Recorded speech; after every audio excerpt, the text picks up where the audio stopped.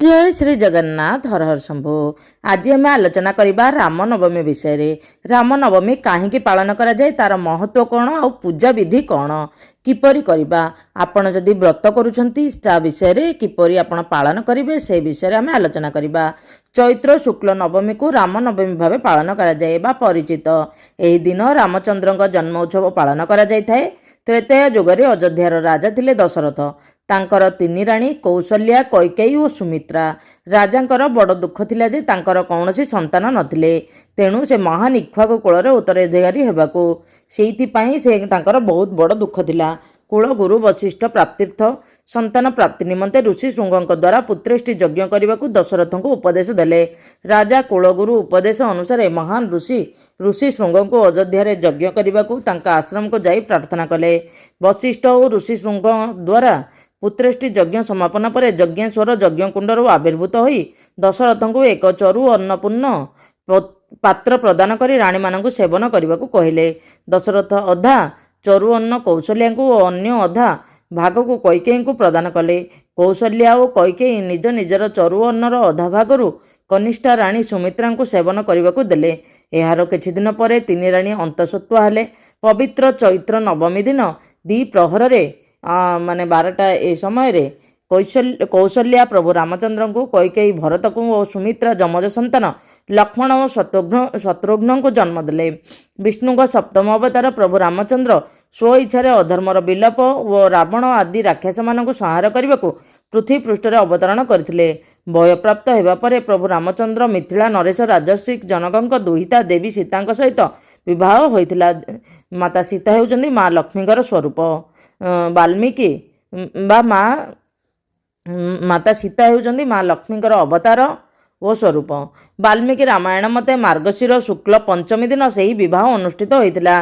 राजसुख को परिहार पूर्वक पितृसत्य पालन करी 14 वर्ष रामचंद्र देवी सीता और अनुज लक्ष्मण को सांगरे धरी वनवास जाइतिले। अरण्यरु अरण्य घुरु बुलुथिले दुख जंत्रणा को पाथेय करी।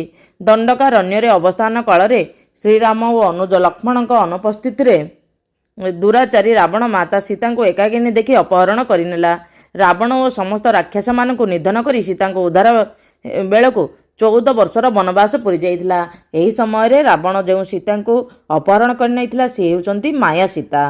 रावणर वध करबा पई एही सबु भगवान निजर माया जाल विस्तार करथिले। अयोध्या प्रत्यावर्तन करी राजसिंहासन अभिषिक्त होई राजधर्म पालन अवसर प्रजाकुल को सम्मान जणाइबाकू जाई लंकारु उद्धार समय रे सीता अग्नि परीक्षा देइथिले मध्य तांको निर्वासन दंड देइथिले। श्रीराम अवतार रे संपूर्ण मानव जीवन जापन करथिले। रामनवमी उपलक्ष 9 दिन व्यापी भजन कीर्तन अखंड पाठ आदि चले विशेष भाव में रामचरित मानस पाठ करा जाए।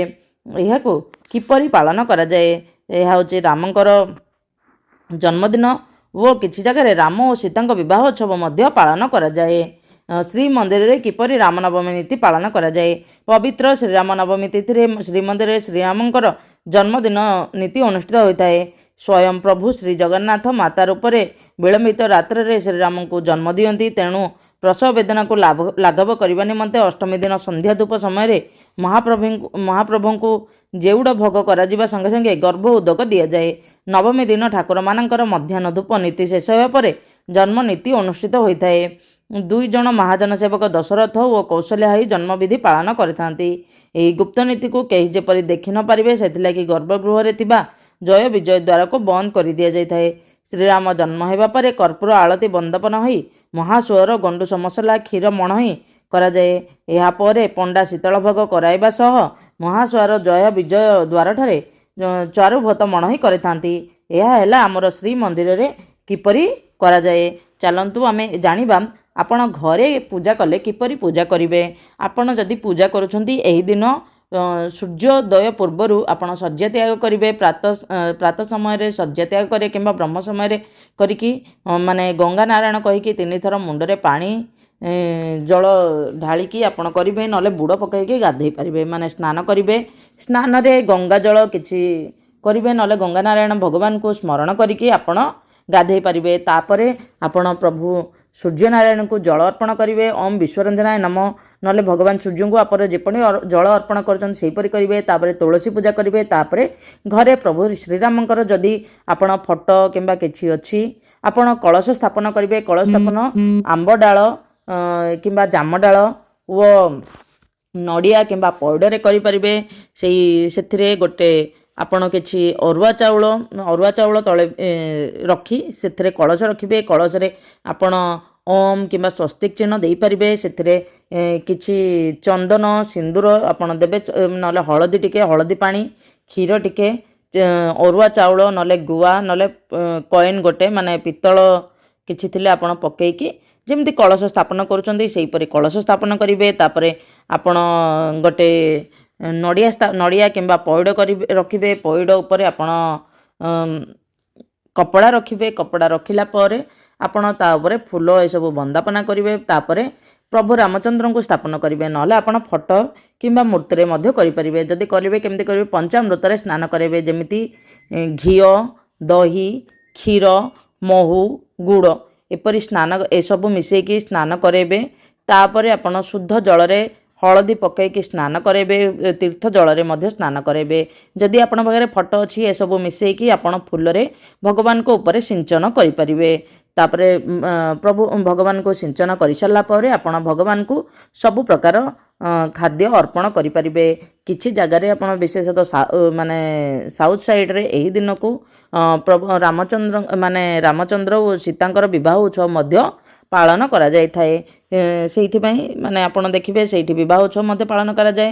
ଏଇଠି ଆମର ରାମନବମୀ ମଧ୍ୟ ପାଳନ କରାଯାଏ। ଏହି ଦିନ ଆପଣ ବିଭିନ୍ନ ଫଳ ଫୁଳ ଯାହା ବି ଦେଇପାରିବେ କରିବେ।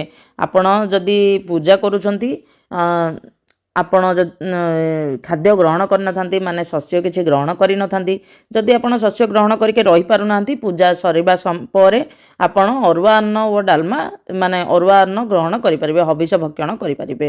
କିନ୍ତୁ ଏହି ଦିନ ପିଆଜ ରସୁଣ ଯଦି ଆପଣ ପୂଜା କରୁଛନ୍ତି ପିଆଜ ରସୁଣ ଜମା ସେବନ କରିପାରିବେନି। ଆଉ ଯେଉଁମାନେ ପୂଜା ବି କରୁନାହାନ୍ତି ଏହି ଦିନ ଆମିଷ ଭକ୍ଷଣ କରିବା ପୁରା ବାରଣ ରହିଛି। ତାପରେ ଏହିଥର ଆମର ପୂଜା ସମୟ ହେଉଛି କି ଭଗବାନ ରାମଚନ୍ଦ୍ର 12ଟା ସମୟରେ ଜନ୍ମ ହୋଇଥିଲେ। ସେଇଥିପାଇଁ ଏଇଟା ଏବେ ଶୁଭ ମୁହୂର୍ତ୍ତ କ'ଣ କରାଯାଇଛି ଆପଣ ଜାଣିପାରିବେ। ଏହା ଆମର ଚୈତ୍ର ମାସ ଶୁକ୍ଳପକ୍ଷ ନବମୀ ତିଥି ଆରମ୍ଭ ହେଉଛି 5 ଏପ୍ରିଲ 2025ର ରାତି 7:26 ଆରମ୍ଭ ହୋଇ ପରଦିନ 6 ଏପ୍ରିଲ 2025ର ରାତି 7:22 ସମାପ୍ତ ହେବ। ଏହା ରାତ୍ର ପୂଜା ନୁହଁ। ଯଦି ଆପଣ ଜନ୍ମାଷ୍ଟମୀ କିଛି ରାତ୍ର ପୂଜା ହେଇଥାନ୍ତା 5 ଏପ୍ରିଲରେ ରାମନବମୀ ପାଳନ କରାଯାଇଥାନ୍ତା, କିନ୍ତୁ ରାମନବମୀ ଦିନ ବେଳେ ପାଳନ କରାଯାଏ କାରଣ ଭଗବାନ ରାମଚନ୍ଦ୍ର ଦିନ ବେଳେ ଜନ୍ମଗ୍ରହଣ କରିଥିଲେ। ସେଇଥିପାଇଁ ଏହି ସମୟରେ ଦିନ ବେଳେ ଆପଣ ପୂଜା କରିପାରିବେ। ଏହି ସମୟରେ ଦେଖନ୍ତୁ ଏଇଠି ରାମନବମୀର ମଧ୍ୟାହ୍ନ ମୁହୂର୍ତ୍ତ ସକାଳ 11:08ରୁ ଆରମ୍ଭ ହେବ ଏବଂ ଦ୍ୱିପହର 1:40 ପର୍ଯ୍ୟନ୍ତ ରହିବ ବୋଲି ପାଞ୍ଜି ଅନୁସାରେ ବାହାରିଛି। ତେଣୁ ଭକ୍ତଙ୍କୁ ରାମଙ୍କର ପୂଜା ଅର୍ଚ୍ଚନା ପାଇଁ 2.5 ଘଣ୍ଟାର ସମୟ ମିଳିବ। ରାମଲାଲାଙ୍କ ଜନ୍ମ ଦ୍ୱିପହର 12ଟାରେ ହୋଇଥିଲା। ତେଣୁ ପୂଜାର ଅଭିଷେକ ସମୟ ଚଳିତ ବର୍ଷ ଦ୍ୱିପ୍ରହର 12:34 ହେବ ବୋଲି କୁହାଯାଇଛି। ଏହା ହେଉଛି ଶୁଭ ସମୟ। ଆପଣ ଏହି ସମୟରେ ନିଶ୍ଚିତ ଭାବରେ ଯଦି ପୂଜା ଅର୍ଚ୍ଚନା କରିବାକୁ ଚାହୁଁଛନ୍ତି ଏହି ସମୟରେ ପୂଜା ଅର୍ଚ୍ଚନା କରିପାରିବେ। ଆମର ଏହି ଦିନ କ'ଣ କରାଯାଏ, ଏହି ଦିନ ମଧ୍ୟ ଭଗବତୀ ମା ଦୁର୍ଗାଙ୍କର ନବମୀ ତିଥି ହୋଇଥାଏ। ସେଇଥିପାଇଁ ଏହି ଦିନ କନ୍ୟା ପୂଜନ ମଧ୍ୟ କରାଯାଇଥାଏ। କିଛି ଲୋକ ଅଷ୍ଟମୀ ତିଥିରେ କନ୍ୟା ପୂଜନ କରନ୍ତି, କିଛି ଜଣ ନବମୀ ତିଥିରେ କନ୍ୟା ପୂଜନ କରନ୍ତି। ଏହି ଦିନ ବାସନ୍ତିକ ନବରାତ୍ରି ମଧ୍ୟ ଚାଲିଥାଏ। ଏହି ସମୟରେ ମାଙ୍କର ବିଭିନ୍ନ ପ୍ରକାର ପୂଜା ପର୍ବାଣୀ ମଧ୍ୟ ହୋଇଥାଏ।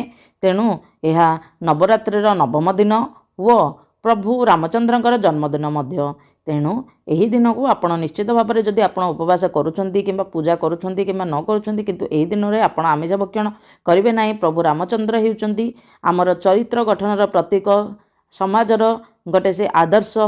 ସବୁ ଲୋକ ସେ ଭଗବାନଙ୍କ ଛଡ଼ା ମଧ୍ୟ ସେ ହେଉଛନ୍ତି ଗୋଟେ ଆଦର୍ଶ ପୁରୁଷୋତ୍ତମ ଶ୍ରୀରାମଚନ୍ଦ୍ର, ମର୍ଯ୍ୟାଦା ପୁରୁଷ ଶ୍ରୀରାମଚନ୍ଦ୍ର। କାରଣ ତାଙ୍କର ମର୍ଯ୍ୟାଦାକୁ ନେଇ ତ ଆମ ହିନ୍ଦୁ ସମାଜ ତିଷ୍ଠି ରହିଛି। ଆମର ସେ ହେଉଛନ୍ତି ସମସ୍ତ ମା ସୀତା ହେଉଛନ୍ତି ସବୁ ନାରୀଙ୍କର ଆଦର୍ଶ ଓ ପ୍ରଭୁ ରାମଚନ୍ଦ୍ର ହେଉଛନ୍ତି ସବୁ ପୁରୁଷମାନଙ୍କର ଆଦର୍ଶ। ସମସ୍ତେ ଆମ ନିଜକୁ ରାମଚନ୍ଦ୍ର ଓ ମା ସୀତାଙ୍କ ପରି ଗଢ଼ି ତୋଳିବା ନିହାତି ଦରକାର। ଏହା ହେଉଛି ରାମନବମୀ ଆମକୁ ଶିକ୍ଷା ଦେଇଥାଏ। ଆପଣଙ୍କୁ ଯଦି ଏହି ତଥ୍ୟ ଭଲ ଲାଗିଲା ନିଶ୍ଚିତ ଭାବରେ ଲାଇକ୍ ସେୟାର ଆଣ୍ଡ ସବସ୍କ୍ରାଇବ୍ କରିଦେବେ। କମେଣ୍ଟରେ ଜୟ ଶ୍ରୀ ଜଗନ୍ନାଥ ହର ହର ଶମ୍ଭୁ କହିଦେବେ। ଜୟ ଶ୍ରୀ ଜଗନ୍ନାଥ ହର ହର ଶମ୍ଭୁ। ଆପଣ ସମସ୍ତଙ୍କୁ ରାମନବମୀର ଅନେକ ଅନେକ ଶୁଭେଚ୍ଛା ଓ ଶୁଭକାମନା।